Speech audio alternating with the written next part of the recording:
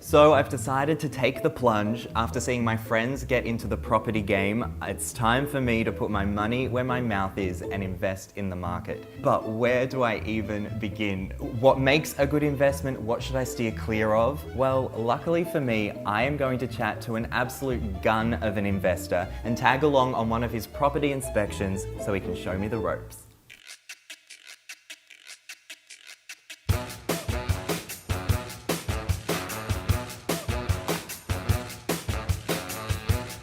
Eddie Dilleen has done the hard yards to build a property empire. Working multiple jobs since the age of 14, he now has 28 properties and counting in his portfolio and runs his own property consultancy business. I'm betting he's got the info I need to find the best investment. All right, so Eddie, you've got quite a few properties. Where do you even start? What is the first thing a new property investor should do? Well, I think the first thing is really trying to identify what you want to achieve long term.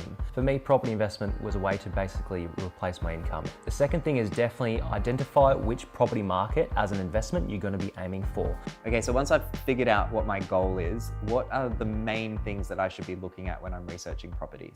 Some of the main things that I first started off researching was really the property rental yield. I want to buy a property that is essentially a really good bargain. Try to pick up a property that is under what it's worth, and some people call that under market value or even below the bank valuation. Having a really good healthy rental return and a really good cash flow so that the property can overall look after itself, it pays for your expenses, your council rates, your water rates, all that other kind of stuff. You mentioned rental yield. What is rental yield and why is that important? So a rental yield is essentially a percentage value of what return you're getting back from buying an investment property. So if you're buying a property for, let's say, $500,000 and it rents out for $500 a week, that's roughly a 5.2% rental yield.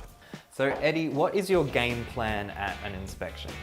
So for me, three main things I really want to check out when I'm inspecting a property. One of the things is cracks. So I always look at in cracks in the ceiling and in the cornices. Number two is really looking for moisture, especially around wet areas like kitchens, bathrooms, all that kind of stuff. Number three is things like water hammer. So if you can hear like a big banging sound, they call it water hammer essentially. Yeah. And we don't want the water hammer because that suggests we're gonna have to fix things later, is that right? Definitely, it shows the signs there might be something wrong underneath the house with like the plumbing and the pipes and all that kind of stuff. So always check out for that.